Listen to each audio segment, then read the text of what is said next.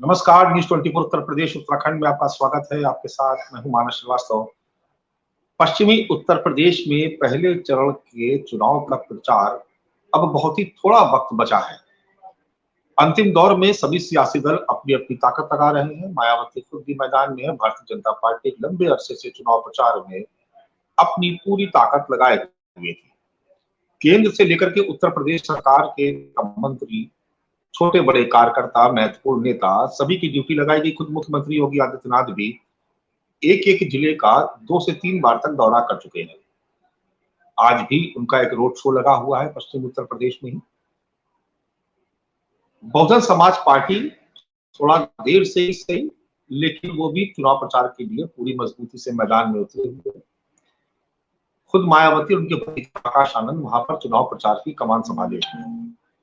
जाति समीकरणों के हिसाब से सभी सियासी दलों ने अपने-अपने उम्मीदवार उतारे हैं। पहले चरण की जो पश्चिम उत्तर प्रदेश की सीटें हैं, उन पर सबकी निगाहें लगी हुई है। कहा जा रहा है कि यहाँ जिस तरीके का ट्रेंड देखने को मिलेगा वोट करने का, दरअसल उससे ज्यादा भी हो जाएगा और आगे तमाम सियासी दल अपने चुनाव प्रचार की रणनीति पर बदलाव भी कर सकते हैं। तो पश्चिमी उत्तर प्रदेश के सियासी दंगल चल रहा है, इसमें कौन सी पार्टी, कौन सा सियासी दल किस पर हावी है, आज इसी पर हम चर्चा कर रहे हैं। एक महत्वपूर्ण बात यह भी है कि 17 तारीख यानी कल अखिलेश यादव और राहुल गांधी गाजियाबाद में एक साझा प्रेस कॉन्फ्रेंस भी करेंगे और संभवतः कल प्रियंका गांधी पश्चिमी उत्तर प्रदेश में एक रोड शो भी कर सकती हैं। आखिरी वक्त में ही सही, लेकिन इंडिया गठबंधन थोड़ा सक्रिय हुआ है। कहा जा रहा है कि अंतिम दौर में इंडिया गठबंधन की तरफ से भी अपने उम्मीदवारों को चुनाव जिताने के लिए ताकत लगाई जाएगी। तो क्या असर पड़ेगा, आज इसी विषय पे हम चर्चा कर रहे हैं। हमारे साथ तमाम खास मेहमान जो अलग सियासी दलों से हैं वो मौजूद है। राघवेंद्र सिंह जी जो भारतीय जनता पार्टी के प्रवक्ता है, वो इस चर्चा में हमारे साथ शिरकत कर रहे हैं। राघवेंद्र जी, बहुत स्वागत है आपका इस चर्चा में हमारे साथ भाग लेने के लिए। हमारे साथ समाजवादी पार्टी राघवेंद्र जी और कांग्रेस पार्टी से तमजीद अहमद साहब शिरकत कर रहे हैं और मनीष अग्रवाल जी जो राजनीतिक विश्लेषक है वो भी इस चर्चा में हमारे साथ शामिल हो रहे हैं। राघवेंद्र जी, राहुल गांधी और अखिलेश यादव एक साझा प्रेस कॉन्फ्रेंस करने जा रहे हैं। पश्चिमी उत्तर प्रदेश में जो पहले चरण के लिए मतदान होना है 19 तारीख को, माना जा रहा है कि बेहद महत्वपूर्ण है ये, और यहाँ से एक तरीके से मतदाताओं का मन या उनका रुख भी भाग सकते हैं सियासी दल। तो क्या नजर आ रहा है? शुरुआत में तो आपके लिए खुला मैदान था, लेकिन अब मायावती भी मैदान में उतर आई अपने भतीजे के साथ, और अब अखिलेश यादव, राहुल गांधी, प्रियंका गांधी ये सब भी चुनाव प्रचार में उतर रहे हैं। मानस जी, देखिए, भारतीय जनता पार्टी चुनाव में किसी भी चुनाव को, चाहे जब जितने वोटों से जीते हो, उसको हम लोग हल्के में नहीं लेते। हम लोग पूरी ईमानदारी के साथ, पूरी ताकत के साथ, जितनी क्षमता होती है उसमें उस सीट पर उतना काम करते हैं। भारतीय जनता पार्टी हर सीट पे पूरी ताकत पर काम करती है और हम उत्तर प्रदेश में 80 की 80 मतलब 100% जीत के लिए अपेक्षा करते हैं। और निश्चित रूप से मानस जी जानिएगा, परिणाम भी उसी के आसपास आएगा। मायावती हो या अखिलेश यादव हो या अन्य कोई भी हो, आज की तारीख में ये लोग थे कहाँ आज तक? उत्तर प्रदेश में चुनाव चल रहा है, देश में चुनाव चल रहा है। हमारे योगी आदित्यनाथ जी उत्तर प्रदेश में लगभग 40 जनसभाएं कर चुके हैं। देश के प्रधानमंत्री भी देश में दौरा कर रहे हैं, जो जगह जगह पर जनसभाएं कर रहे हैं, रोड शो कर रहे हैं। उन्होंने उत्तर प्रदेश में लगभग 3-4 जनसभाएं की हैं, रोड शो लगातार किए हैं। तो हमारे जो है नेता तमाम तरीके से, चाहे राजनाथ सिंह हो, जे नड्डा जी हो, केशव प्रसाद मौर्य जी हो, भूपेंद्र जी हो, हमारे तमाम जो स्टार प्रचारक हैं उत्तर प्रदेश में पूरी ऊर्जा से लगे हुए हैं। उसके अलावा हम समाजवादी पार्टी, बहुजन समाज पार्टी, कांग्रेस की बात कर लें, वास्तविकता यह है ये लोग लड़ने से पहले हथियार डाल चुके हैं। ये लोग सिर्फ रस्म अदायगी मानस जी कर रहे हैं। आप बिल्कुल ये बात मान लीजिए, अगर ये लोग चुनाव लड़ रहे होते, निश्चित रूप से कहीं ना कहीं उत्तर प्रदेश में नजर आते, प्रचार कर रहे होते, अपना संगठन मजबूत कर रहे होते। क्या प्रेस कॉन्फ्रेंस कर देने से स्थिति हो जाती है? भाई, आज की तारीख में कम से कम कांग्रेस के पास 3 नेता ऐसे हैं जो प्रचार कर सकते हैं। समाजवादी पार्टी के पास भी 1 नेता है। तो कम से कम जितनी क्षमता है उतना तो उनको प्रचार करना चाहिए। लेकिन वो समझ गए हैं भाई, जो ये उत्तर प्रदेश का या देश का ये चुनाव है, उन जो इंडी गठबंधन है उनके हाथ से बिल्कुल ये बागडोर निकल चुकी है, और ये लोग सिर्फ आवाज की तारीख में भारतीय जनता पार्टी से लड़ रहे हैं, और भारतीय जनता पार्टी उत्तर प्रदेश में 80 के 80 लोकसभा जीतने के लिए लड़ रही है। मुलायम सिंह यादव ने M22 समीकरण के आधार पर मानस जी लंबे समय तक शासन किया। 2012 तक का चुनाव 2022 तक का चुनाव M22 समीकरण के आधार पर लड़ते रहे, मतलब मुस्लिम यादव समीकरण। आज की तारीख में अखिलेश यादव पीडीए लेकर के आ गए हैं, जिसका स्पष्टीकरण आज की तारीख में अखिलेश यादव भी नहीं दे पा रहे हैं। और इस लोकसभा चुनाव में तो पीडीए भी कहीं नजर नहीं आ रहे, गायब गाये, कहीं पत्रकार वार्ता कर दी, कहीं बयान दे दिया। लेकिन आज की तारीख में कांग्रेस हो, समाजवादी पार्टी हो, बहुजन समाज पार्टी हो, तीनों लोग उत्तर प्रदेश के चुनाव या देश के चुनाव से नदारत है। भारतीय जनता पार्टी केंद्र में 400 सीट जीतने का लक्ष्य लेकर के काम कर रही है, और उत्तर प्रदेश से हम लोग 80 के 80 लोकसभा सीटें जीतने का काम कर रहे हैं।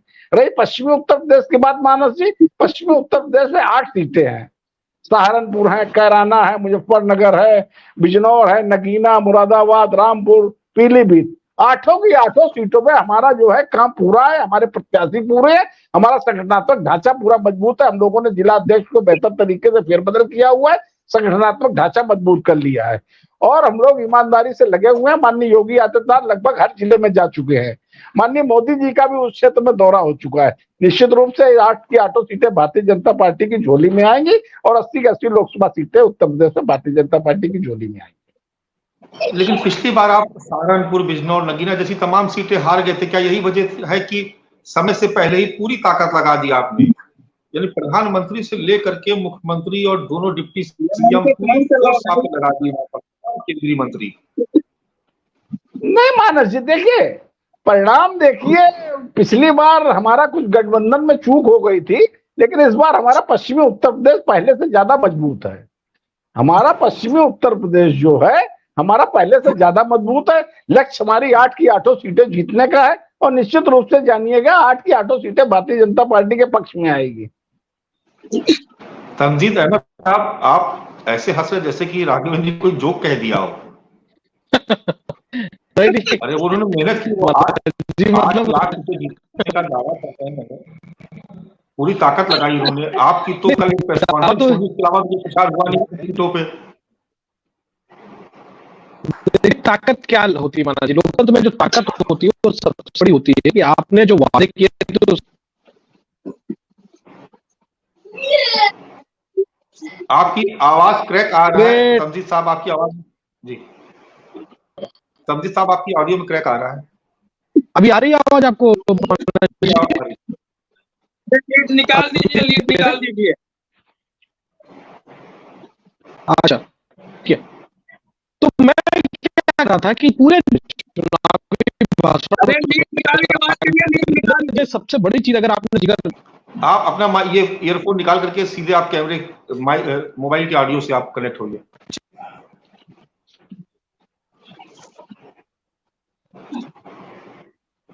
लीड मोबाइल से भी निकाल दीजिए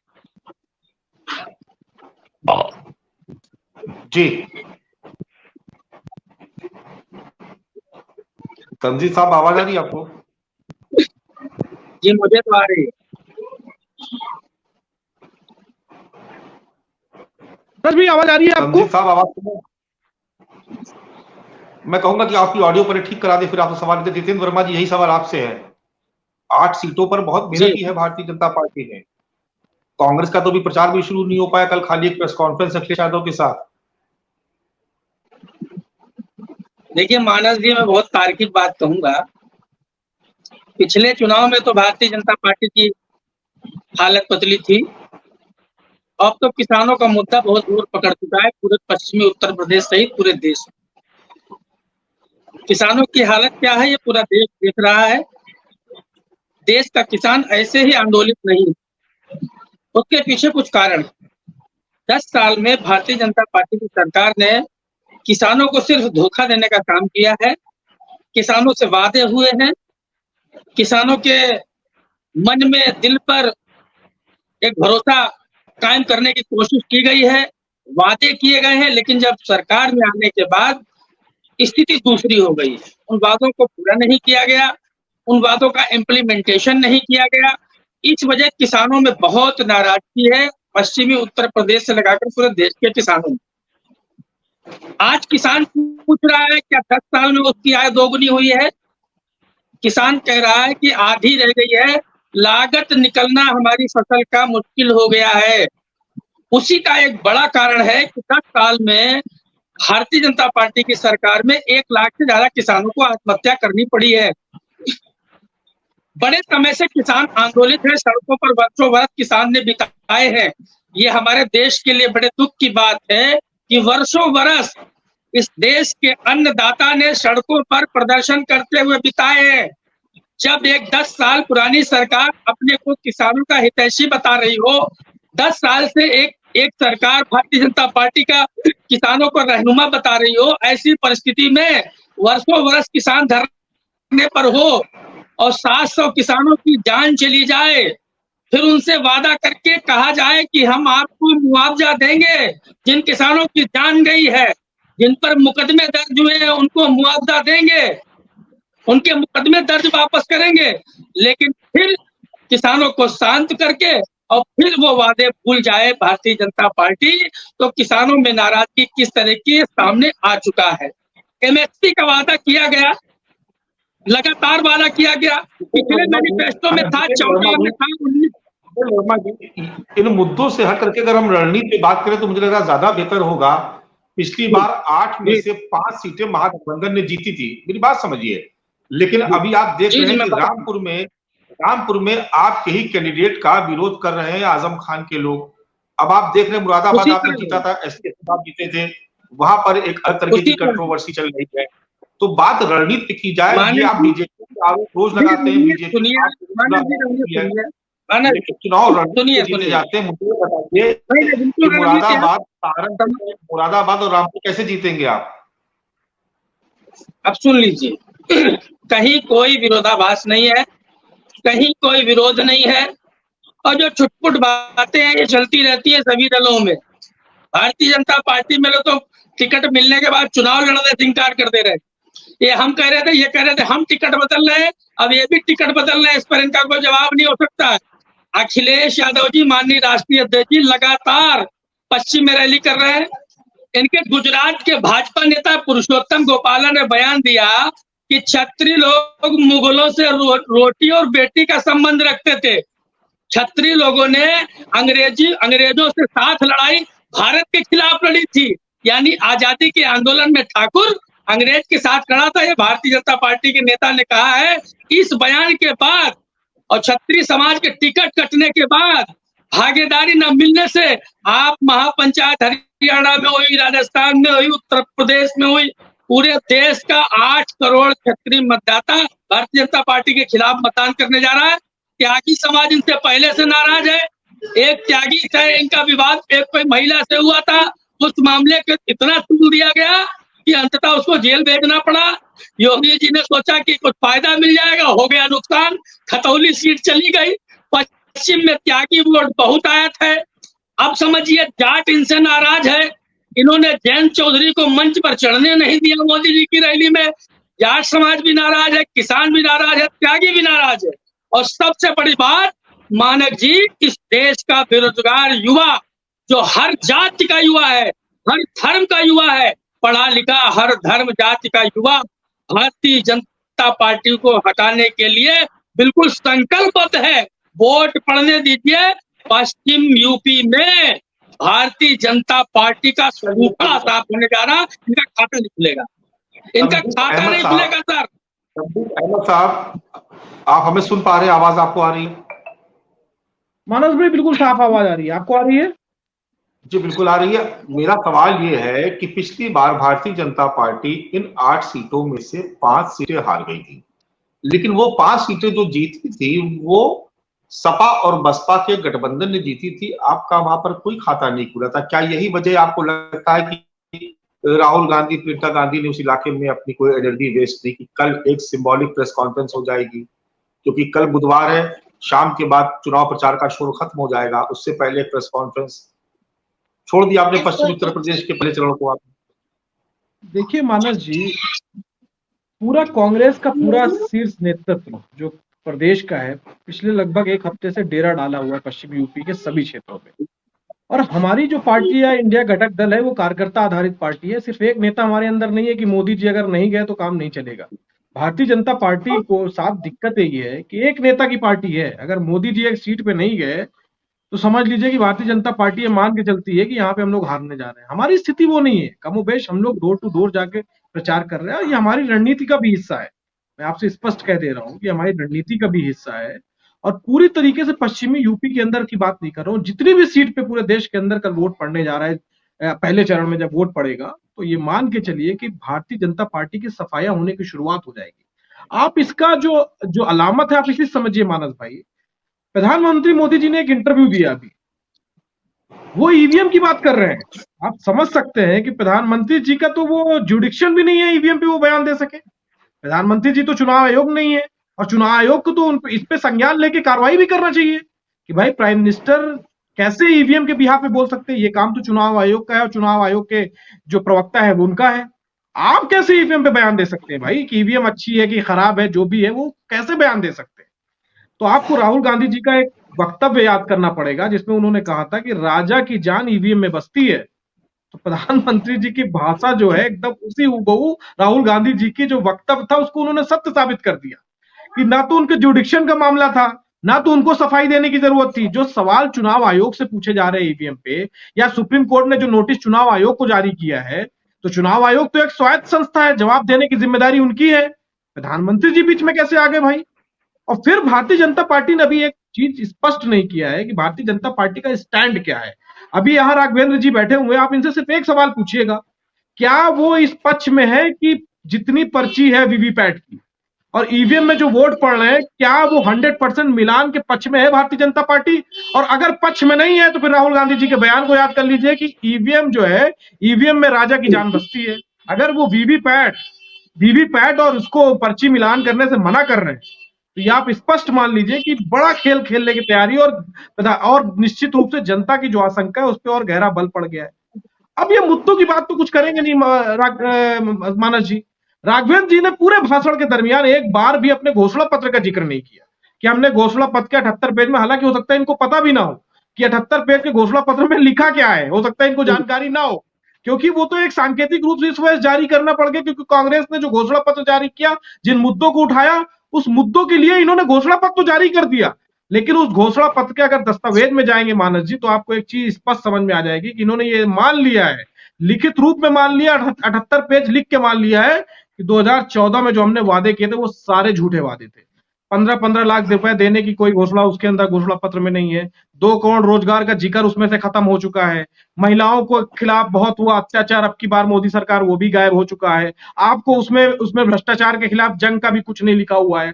आपको उसमें यह भी नहीं मिलेगा किसानों की आय दुगनी कर देंगे, किसानों को एमएसपी दे देंगे। सारे मुद्दे उन्होंने गायब कर दिया जो 2014 में उन्होंने अपने घोषणा पत्र में लिखा था। तो मैं इसके लिए बधाई देना चाहूंगा भारतीय जनता पार्टी के लोगों को, कम से कम उन्होंने अपना झूठ अपने दस्तावेज के जरिए साफ साफ सामने रख दिया देश की जनता के सामने कि 2014 में झूठ बोला था, अब हम 2024 में एक नया झूठ बोलने जा रहे हैं।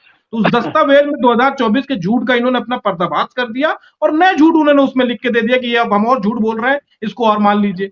तो देश की जनता बेहद जागरूक है माना जी। आपने ये भी, आपके सामने ये भी बहुत सारे वीडियोज आ रहे हैं कि भारतीय जनता पार्टी के लोग जनता के बीच में प्रचार करने की स्थिति में नहीं है कि प्रचार करने चले जाएं। लोग डंडे लेके निकल चुके हैं। ये हालत हो रखी है जिस तरीके से इन्होंने क्षत्रिय समाज के खिलाफ बयान दिया। और फिर एक चीज बहुत बड़ी बात है मानस जी, देश की जनता इस समय इनसे बहुत आक्रोश में, आक्रोश की वजह समझिए, भारतीय जनता पार्टी के लगातार कई नेता ऐसे हैं जो कह रहे हैं कि संविधान को हमको खत्म करने के लिए 400 सीटें चाहिए।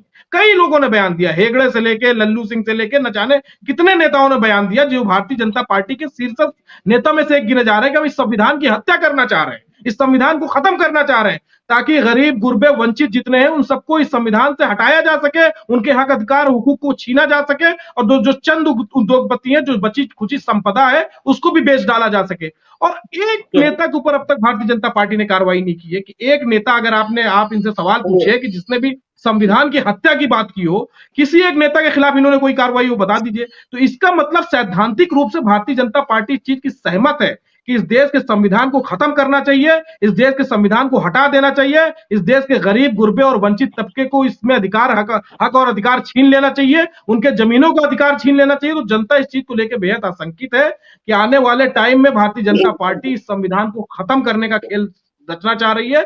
जनता इसको होने नहीं देगी, कांग्रेस पार्टी इसको होने नहीं देगी, और भारतीय जनता पार्टी की जो भी मानसिकता इस संविधान के खिलाफ, उसको किसी भी तरीके से देश की जनता सफल होने नहीं देगी। ये देश की जनता बाबा साहब अंबेडकर के संविधान पे चलेगी। भारतीय जनता पार्टी कितना भी प्रयास कर ले, लेकिन बाबा साहब अंबेडकर ने जो किताब लिख दिया है उसी के हिसाब से ये देश चलेगा। मनीष अग्रवाल जी, 8 सीटें बड़ी महत्वपूर्ण है पश्चिम उत्तर प्रदेश की। 8 में से 5 पिछली बार भारतीय जनता पार्टी हार गई थी और 3 सीटें उसके खाते में सिर्फ आई थी। इस बार थोड़ा सा माहौल बदला हुआ है, सपा और बसपा एक साथ नहीं है, बल्कि कांग्रेस और सपा एक साथ है। तो जो जाति समीकरण है या जो मौजूदा माहौल चल रहा है, उसमें आप कहाँ बीजेपी को पाते हैं? और दूसरी बात ये कि ये जो अभी संजीव बालियान और संगीत सोम का जो झगड़ा चल रहा है, आपको लग रहा है इसका कोई इम्पैक्ट वहां पर पड़ सकता है वोट पर? देखिए मानस जी, आपने बिल्कुल सही कहा। मुझे लगता है आप रणनीति डिस्कस करना चाह रहे थे, लेकिन पॉलिटिकल चीजें हैं वो उसी दायरे में चली जाती हैं, उन्हीं मुद्दों पे चली जाती हैं। पिछली बार भाजपा 3 सीटें जीती थी, विपक्षी गठबंधन 5 सीटें जीता था, लेकिन उसमें मायावती और अखिलेश जी एक साथ थे। इस बार वो दोनों अलग अलग चुनाव लड़ रहे हैं, तो मुझे लगता है त्रिकोणीय फाइट जैसा दिख रहा है। आपने संगीत सोम जी और संगीत बालियान जी का जो जिक्र करा, तो अभी आपने देखा होगा महाराज जी ने, मुख्यमंत्री जी ने एक रैली में दोनों को अगल बगल बैठाया था। दोनों को अगल बगल बैठा के कॉमन संदेश देने की कोशिश करी है कि हाँ, ये दोनों साथ हैं और कोई ऐसी प्रॉब्लम नहीं है। ऐसी चीजें राजनीति में होती रहती है, पक्ष और विपक्ष में होती रहती है, मुद्दों पे भिन्नता होती रहती है। लेकिन मुझे लगता है जैसा माहौल क्रिएट करा जा रहा है, या जैसे आप कल कह रहे हो, कल एक प्रेस कॉन्फ्रेंस है राहुल गांधी जी की और अखिलेश यादव जी की, तो मुझे लगता है ये थोड़ा सा लेट है इस चुनाव प्रचार को स्टार्ट करने के लिए। बाकी जैसे कांग्रेस के प्रवक्ता कह रहे थे कि उनकी रणनीति का ये पार्ट है कि वो लोग जमीन पे जुड़े हुए हैं, लोगों से मिल रहे हैं, तो हो सकता है ये भी उनकी एक स्ट्रैटेजी का पार्ट हो। इसका रिजल्ट तो हमें इलेक्शन आने पे ही पता चलेगा। लेकिन मेरा प्रजम्पशन ये है कि अगर हमारे पास शीर्ष नेतृत्व अवेलेबल है, और वो नेतृत्व अवेलेबल है जो अभी इस समय सत्ता का पार्ट भी नहीं है, तो उसको थोड़ा सा ज्यादा समय इन कॉन्स्टिट्यूएंसीज में जाके देना चाहिए जहां पे उनके जीतने की संभावना है। जैसे कि उनके प्रवक्ता कह रहे हैं कि सारा माहौल उनके फेवर में है। अगर वो लोग भी चुनाव के आखिरी दिन वहां जाएंगे, तो हमेशा से ये होता रहा है, डिबेट्स में ये कहा जाता है कि मीडिया बायस्ड है, और कल प्रेस कॉन्फ्रेंस के जरिए ही लोगों तक अपनी बात पहुंचाने का तरीका अपनाया गया है। तो विपक्ष के नेताओं को जनता से ज्यादा जुड़ना चाहिए, उनके पास ज्यादा जाना चाहिए, क्योंकि उनके पास देश चलाने की या प्रदेश चलाने की जिम्मेदारी थोड़ा सा कम है, तो ज्यादा अपनी बात अच्छे ढंग से उनसे कह पाएंगे। लेकिन अभी ऐसा लग रहा है कि वो लोग प्रचार में कम जा रहे हैं। इसके और भी बहुत से कारण हो सकते हैं जिस वजह से वो परहेज कर रहे हो, लेकिन आरएलडी का बीजेपी के साथ आने का कुछ इम्पैक्ट जरूर होगा। किसानों के मुद्दे को उत्तर प्रदेश 22 के चुनाव में चेक कर चुका है। किसान आंदोलन खत्म होने के बाद भी बीजेपी एक कंफर्टेबल मेजोरिटी से जीत के आई थी, तो मुझे लगता है अभी उसका कोई इम्पैक्ट नहीं होगा। एमएसपी वगैरह का अगर डिस्कशन आता है, तो फिर दोनों पार्टियों के घोषणा पत्रों को अपनी इकोनॉमिक्स को स्टडी करना पड़ेगा कि कैसे वो उस एमएसपी को आर्थिक रूप से डाउनलोड करेंगे। ये कह देना कि ये चीज कर देंगे बहुत आसान है। यही फर्क है दोनों घोषणा पत्रों में, जो मुझे लगता है शायद इस बार जनता बेहतर ढंग से समझेगी कि क्या हो रहा है, क्या होता आया है, क्या होगा।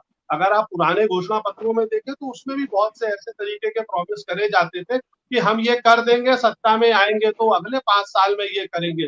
लेकिन अगर आप उसको कोरिलेट करके चलेंगे कि हमने इतना करा है और इतना करेंगे, तो मुझे लगता है उसका जनता के पास ज्यादा अच्छा इम्पैक्ट पड़ता है। बहुत सी ऐसी लोक लुभावन स्कीम्स आती है जो सिर्फ चुनाव के समय आती है, आगे चल के वो फिजिबल नहीं हो पाती, और उसका आपको कहीं ना कहीं ड्रॉबैक एक्सपीरियंस करना पड़ता है। अब ये जो मुद्दा आता है, संविधान खतरे में है, देश खतरे में है, लोकतंत्र खत्म हो जाएगा, तो मुझे लगता है ये अरविंद केजरीवाल जी जैसी कुछ भाषा है जो वो 14 में प्रयोग करते थे, आज वो सबके साथ है। उस समय भी देश खतरे में था, संविधान खतरे में था। आम आदमी पार्टी को छोड़ के देश में सारे नेता भ्रष्ट थे, सब करप्ट थे, सब जेल जाने योग्य थे। आज उसकी परिभाषा बदल गई है, वो सब एक साथ है। आज एक दूसरी लॉबी है जो जेल जाने के योग्य है। तो इन मुद्दों को जनता पे कितना इम्पैक्ट होता है आज के समय में, टेक्नोलॉजी के युग में, मुझे लगता है इन चीजों का कम इम्पैक्ट होगा, धरातल के मुद्दों का ज्यादा इम्पैक्ट होता है। और अभी ऐसा नहीं लगता कि विपक्ष कोई पक्ष के विरोध में एक लहर क्रिएट कर पाया हो, कोई ऐसा बड़ा मुद्दा खड़ा कर पाया हो जो जनता को वो समझाने में सफल रहा हो। रोजगार भारत में हमेशा एक मुद्दा रहा है, आज भी है, आगे भी रहेगा। गरीबी एक मुद्दा आज भी है, आगे भी रहेगा। अगर आप 50 साल पहले देखें तो इंदिरा गांधी जी जब चुनाव लड़ रही थी तो भी एक नारा था कि इंदिरा लाओ गरीबी हटाओ। तो गरीबी तब भी थी, गरीबी आज भी है। अब इसका कोई सॉल्यूशन किसी एक पॉलिटिकल पार्टी के पास अगर अगले 5 साल में हो तो मुझे नहीं दिखता। आप 10, 20, 25 साल के रोड मैप से चलोगे तो शायद आपको इसका कोई हल दिखेगा। इसलिए आज के राजनीतिक परिप्रेक्ष्य में ये लगता है कि विपक्ष को थोड़ी ज्यादा मेहनत करनी चाहिए, जनता से ज्यादा जुड़ना चाहिए। उनके पास संसाधन, मैं मान सकता हूँ, हो सकता है वो ये कहें हम सत्ता में नहीं है, हमारे पास कम है, लेकिन समय की कोई कमी नहीं है। आज आप देखिए, आज भी बहुत से ऐसे टिकट्स हैं जो डिक्लेयर नहीं हुए। अगर भाजपा ने नहीं करे हैं, वो कोई गलती कर रही है, तो क्या हम भी वही गलती करेंगे? और अगर हम भी वही गलती करेंगे तो रिजल्ट फिर उसके हिसाब से ही वेरी करेगा। आप देखिए, उनके पास प्रधानमंत्री जैसा एक चेहरा है, आप लोग उस चेहरे को सही नहीं कहते, लेकिन आज के समय में ऐसा लगता है दुनिया उस चेहरे को सही कहती है, दुनिया उसको बार बार एक्सेप्ट कर रही है। 14 के मुद्दे 19 में थे, 19 के मुद्दे 24 में है, 24 के भी मुद्दे आगे चलेंगे। लेकिन कोई राज्यों के चुनाव में भी बहुत बड़ा परिवर्तन अभी 4-5 महीने पहले देखने को नहीं मिला। ये सारे मुद्दे उन चुनावों में भी थे। अभी कोई ऐसा नया नैरेटिव क्रिएट होता नहीं दिख रहा जो इन चुनावों में कोई बहुत बड़ा इम्पैक्ट ला। चलिए राघवेंद्र जी, ये जो 8 सीटें हैं पश्चिमी उत्तर प्रदेश के पहले चरण की, इसमें अगर आप देखें तो आपने पिछली बार 5 सीटें आपने लूज की थी, और अब आपको क्या लगता है, क्योंकि अब आप देख रहे हैं कि समाजवादी पार्टी में कुछ आपस में अंदरूनी, खासतौर से मुरादाबाद और रामपुर जो बहुत मजबूत सीट मानी जाती है, लेकिन क्या आपको लगता है कि आजम खान की नाराजगी, जो उनके लोग हैं जो वहां पर अपनी ही पार्टी के प्रत्याशी का विरोध कर रहे हैं, एसटी साहब बिल्कुल एकदम किनारे हैं, रुचि वीरा के समर्थन में कहीं वो काम करते नजर नहीं आ रहे हैं, आपको लगता है कि ये भी एक बड़ा एक मुद्दा है जिसका आपको लाभ मिल सकता है? देखिए मानस जी, भारतीय जनता पार्टी अपनी योजना पर विश्वास करती है। हम लोगों ने जिस तरीके से रणनीति बनाई है, जिस तरीके से चुनाव लड़ने की योजना बनाई है, जिस तरीके से हमारा संगठनात्मक ढांचा मजबूत है, जिस तरीके से हमारा प्रत्याशी मजबूत है, जिस प्रकार से हम लोगों ने उत्तर प्रदेश में 2 कार्यकाल में काम किया है, केंद्र की सरकार ने भर भर के काम किया है, हम लोग उस पर ज्यादा विश्वास करते हैं। ये भी इस प्रकार की रणनीति है। हाँ ठीक है, इसका कुछ लाभ भारतीय जनता पार्टी को मिल सकता है, मैं इस पर मना नहीं करता हूँ, लेकिन भारतीय जनता पार्टी अपनी रणनीति पे ज्यादा विश्वास करती है। मैं एक बात और कहना चाहता हूँ, इन लोगों ने अभी भारतीय जनता पार्टी पे अनर्गल बहुत आरोप लगाए। कह रहे थे कि उत्तर प्रदेश का किसान भारतीय जनता पार्टी से खिलाफ है, उत्तर प्रदेश का नौजवान भारतीय जनता पार्टी के खिलाफ है, ना जाने कौन कौन भारतीय जनता पार्टी के खिलाफ है। अरे मान्यवर, अगर उत्तर प्रदेश का किसान भारतीय जनता पार्टी के खिलाफ हो गया होता, ये बात मानिए 80% जनता उत्तर प्रदेश के किसान ही है, डायरेक्ट या इनडायरेक्ट संपर्क में रहते ही है। तो अगर किसान भारतीय जनता पार्टी के खिलाफ है तो दोबारा उत्तर प्रदेश की सरकार कैसे चुन के आई पॉजिटिव इनकम्बेंसी के साथ? हमारे 5 दर्जन सांसद कैसे भारतीय जनता पार्टी के? क्या बचकानी बातें करते हो? ये जो चैनल है इसको उत्तर प्रदेश की जनता सुनती है। उत्तर प्रदेश की जनता भारतीय जनता पार्टी के खिलाफ है और उत्तर प्रदेश में भारतीय जनता पार्टी की सरकारें बन रही हैं। हमारे 5.5 दर्जन सांसद हैं और ये लोग जो आरोप लगा रहे हैं, कह रहे उत्तर प्रदेश के सभी नाराज है। या मुंगेरी डाल के हसीन सपने छोड़ दीजिए, इस पर आप अपना मन कंसंट्रेट मत करिए। आप लोग कम से कम जो चर्चा का विषय था उस पर तो आया करिए।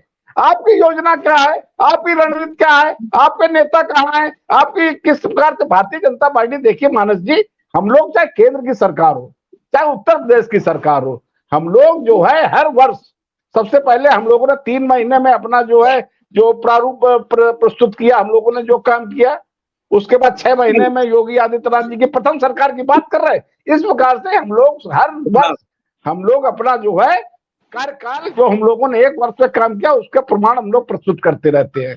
अभी 9 साल में, पहले तो केंद्र की सरकार में हम लोग हर साल प्रस्तुत करते थे, 9 वर्ष का भी हम लोगों ने जो काम किया है उसके जो है पुस्तक के रूप में विमोचन किया था और उत्तर प्रदेश की जनता तक पहुंचाया था। हम लोग जो है इस प्रकार से बातें मत करिए। उत्तर प्रदेश की हम लोग जनता अच्छे प्रकार से जानती है भारतीय जनता पार्टी का रिपोर्ट कार्ड कैसा है। आप लोग इस प्रकार से बरगलाने का काम, जितनी आप लोग योजना रखते हो, जितनी आप लोग अकल रखते हो, उत्तर प्रदेश की जनता उससे आगे कहीं ज्यादा समझदार है। ये लोग ईवीएम के ऊपर प्रश्न उठा रहे हैं, बता रहे ईवीएम जो है योजना का भाग है भारतीय जनता पार्टी का। ये लोग मान के ये चलिए मानस जी, ये लोग चुनाव हार गए हैं, अभी ईवीएम के लिए कह रहे हैं, बता रहे हैं कि संविधान खतरे में है, कह रहे लोकतंत्र खतरे में है, इस प्रकार की वाहियात बातें करते घूम रहे। देश की जनता इन लोगों को गंभीरता से ले ही नहीं रही है। आज की तारीख में 2012 में उत्तर प्रदेश में समाजवादी पार्टी की सरकार बनी थी, 2017 तक समाजवादी पार्टी की सरकार रही थी, उसको बाद से लेकर आज तक समाजवादी पार्टी ने कौन सा कद्दू में तीर मार लिया है।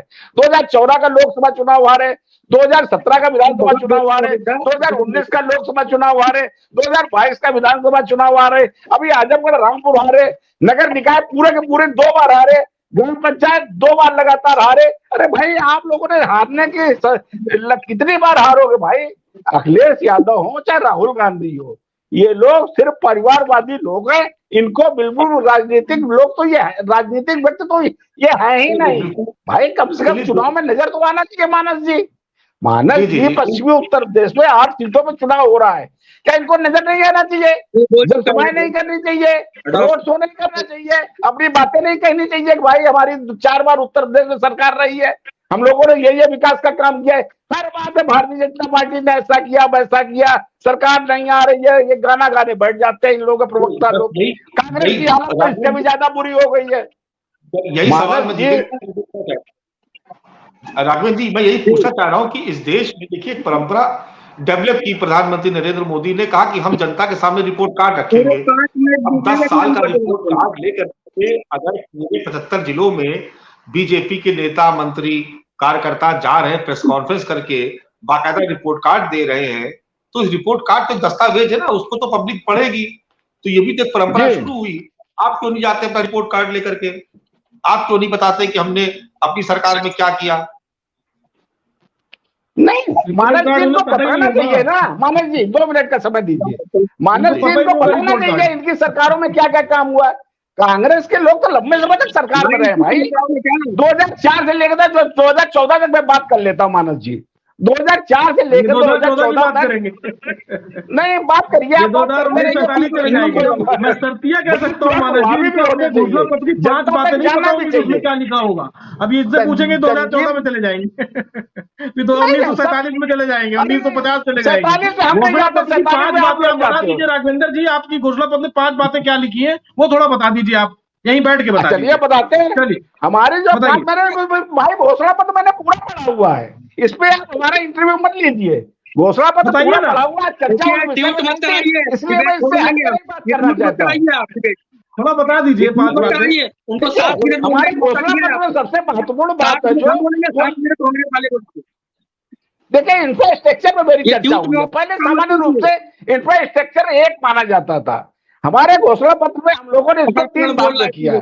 सबसे पहले सोशल इंफ्रास्ट्रक्चर, जिसमें अस्पताल, IIT, कॉलेज इस प्रकार के लोग रहेंगे विषय। इसका फिजिकल में आ जाएंगे रेलवे, पुल, नहीं क्यों अरे हमें कुछ नहीं पता है, आपको सब पता है श्रीमान जी। समझ में नहीं आ रहा है काम किया है कि करेंगे। अरे जो आप बता रहे हैं ये काम कर दिया है कि काम करेंगे आने के बाद? अरे मान्यवर आप जो घोषणा पत्र की बात कर रहे हैं वो बता रहा हूँ भाई, इतनी तो आपको जानकारी होनी चाहिए। घोषणा पत्र जो आगे योजना होती है मेरी आपके साथ संवेदना है, आपकी स्थिति बड़ी हास्यास्पद बना दी बीजेपी की। मैं समझ सकता हूँ कि एक प्रवक्ता के नाते आप एक आदमी उससे 7 मिनट बुलवा दिया और हम लोग जब बोलेंगे तो बीच में टपट करेंगे। एक आदमी को बुलवाइए। नहीं जितेंद्र जी आप अपनी बात रखिए। हाँ आप इनका हो गया ना? हाँ हो गया। अभी ये कह रहे थे, सुन लीजिए, अब बोलिए ना, आप 5-7 मिनट में बोलूंगा। अभी ये कह रहे थे कि सपा 1 बार हारी, 2 बार हारी, 3 बार हारी, 4 बार हारी। सोचिए लोग कितना नकारा थे कि इनको 40 साल सत्ता से दूर रखा जनता ने, और अभी 10 साल कितने प्यार से कांग्रेस सरकार थी देश में, और ये 10 साल से कितना हाव हुल्लड़ करके ये लोग सरकार में पूरी देश की जनता को इन्होंने परेशान कर रखा है। कोई इनसे खुश नहीं है, न किसान खुश, न नौजवान खुश, न बेरोजगार खुश। अभी आप कह रहे थे कि सपा ने कौन सा तीर मार दिया, 7 साल में जो मेट्रो 2017 से पहले सपा सरकार में चली थी, उसके बाद एक मेट्रो का पहिया चला हो तो उस जिले का नाम बताओ। कमजीत अहमद साहब अपनी बात रखिए। देखिए मानस भाई, कुल मिला के आप जितनी भी बातें सुन रहे होंगे, राघवेंद्र जी जो बता रहे हैं कि हम ये करेंगे, अभी 2 महीने पहले मोदी जी कहते थे हम ये कर चुके हैं। न जाने कितने IIT एम्स, अगर आप उनको बयानों को देखेंगे अमित शाह जी और मोदी जी के, कितनी बार इन्होंने इस देश से झूठ बोला है। एम्स बन गया, यहाँ बन गया, IIT बन गया, फिर घोषणा पत्र में कह रहे हैं हम बनाएंगे। मतलब इनको खुद भी पता नहीं है कि अपने घोषणा पत्र में क्या लिख रहे हैं। कितनी हास्यास्पद स्थिति इन लोगों की इस वक्त हो रखी है मानस भाई, कि इनको ना पता है कि क्या किया है और ना पता है कि क्या करेंगे। और अब 2024 के चुनाव में कह रहे हैं कि हमको 2047 तक का कार्यकाल चाहिए, अभी हमने बेस बनाया है। तो आपको बेस बनाने के लिए आपने वादा किया था क्या कि हम 2014 में जब आप आए थे तो आपने क्या कहा था कि हम बेस बनाएंगे क्या? 10 साल अगर आपने बेस बनाया है, जिसमें चंदा दो और धंधा लो का कार्यक्रम चलाया है, हफ्ता वसूली की है, तो ये आपने बेस बनाया है देश के साथ? या ये बेस बनाया कि जब इस देश का किसान न्याय मांगने के लिए जंतर मंतर की तरफ बढ़ता है तो आप उनके रास्ते में कील ठोक देते हो? ये बेस बनाना आपका हुआ? या इस देश का बेरोजगार जब रोजगार के लिए सड़कों पर उतरता है तो आपकी पुलिस उनको लाठियों से, डंडों से पीटती है? ये आपका बेस बनाना हुआ? या इस देश की महिलाएं जब जाके लखनऊ की इको गार्डन में जाके अपने हक और न्याय की मांग करती हैं तो आप उनको ऊपर लाठियों से पीटते हो? तो ये आपने बेस बनाया है?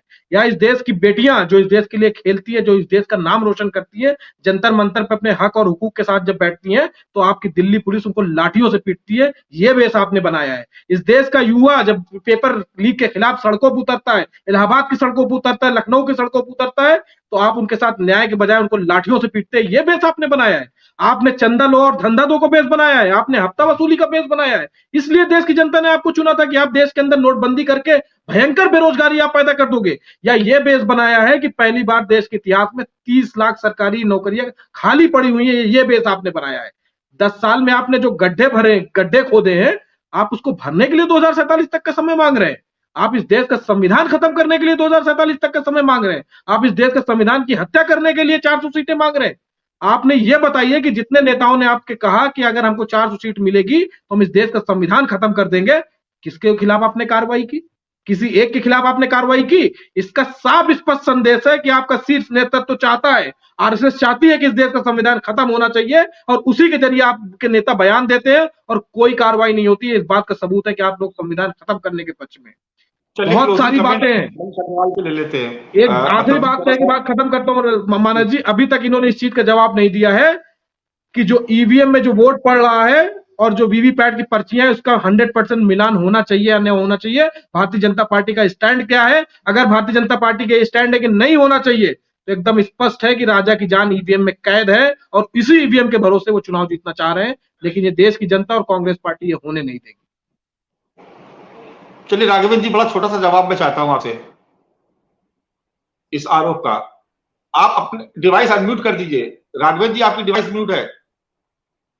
आवाज आ रही हो कि नहीं? ठीक है, जी आ गई जी, आ गई। हाँ, मैं ये कह रहा हूँ, कमाल की बात करते हैं। ये चुनाव आयोग का विषय है, ये आप चुनाव आयोग से कहिए जाके, जब चुनाव आयोग तो प्रधानमंत्री क्यों बयान दे रहे हैं ना? चुनाव आयोग का विषय तो प्रधानमंत्री जी क्यों बयान दे रहे हैं भाई? प्रधानमंत्री जी क्यों बयान दे रहे हैं? चुनाव आयोग का विषय है तो अगर आपको लगता है इसमें कोई गोलमाल है तो न्यायालय जाइए। आपको संवैधानिक व्यवस्था पे भरोसा आपका स्टैंड क्या है? पॉलिटिकल पार्टी होने के नाते आपका स्टैंड क्या है इस पे? आपका क्या स्टैंड है कि होना चाहिए नहीं होना चाहिए मिलान?